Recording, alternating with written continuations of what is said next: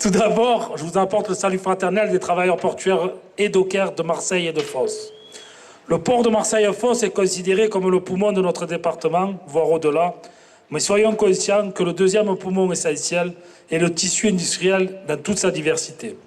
Ce tissu industriel dans notre département qui est sans cesse attaqué par nos adversaires. Les conséquences de la volonté de désindustrialisation au profit du tout-tourisme sont évidemment catastrophiques, y compris pour l'activité portuaire. Faire des Bouches-du-Rhône un bronze-cul ne créera que de la précarité supplémentaire alors que notre département est déjà bien touché. C'est pour ces raisons que nous sommes et serons aux côtés de ceux qui luttent pour maintenir, pour développer leur outil de production et se retrouver ici aujourd'hui sur ce haut lieu de lutte ne peut que nous motiver à rester mobilisés, déterminés, plus que jamais contre cette loi dite du travail, la ministre n'étant qu'un prête-nom, un pantin, aux ordres de ceux qui rêvaient depuis quelques années, sous la droite, au pouvoir, et l'obtiennent avec les sauciflards et les verres pâles. Pour nous, dockers et portuaires, cette loi ne serait pas sans conséquences. La remise en cause de la hiérarchie des normes, par exemple, pourrait permettre à certaines entreprises d'avoir des idées. Par exemple, d'imposer des conditions sociales, salariales inférieures à ce que nous avons obtenu récemment, conventionnellement, excusez-moi, j'enchaîne. Avec un rapport de force conséquent, bien sûr, nous engagerons le combat, mais la situation n'est pas la même sur toutes les places portuaires, sachons-le. Chez nous, bien sûr, avec 100% de grévistes sur toutes les journées engagées, on va continuer.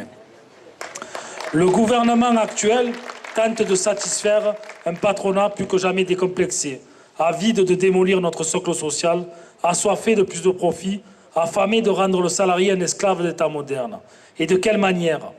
Les nouvelles générations, dont je fais partie, n'ont pas connu les périodes les plus sombres de notre histoire que nos anciens ont combattues dans la sueur et le sang.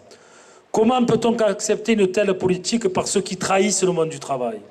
Comment peut-on accepter que notre cher et tendre président et son franquiste de Premier ministre puissent rester sourds au mécontentement qui s'amplifie depuis des semaines dans la rue? Comment peut-on accepter ce déni de démocratie qu'est le 49-3? Comment peut-on accepter ce mépris, ces méthodes détestables de violence, de manipulation, aidées par des médias à la botte ou aussi des Gattaz et autres? Et comment peut-on accepter que le couple Hollande-Valls, comme Sarko et ses sbires l'ont fait, veulent être les bons petits larbins de cette Europe de technocrates? Plus que jamais, la lutte des classes est au cœur de la situation.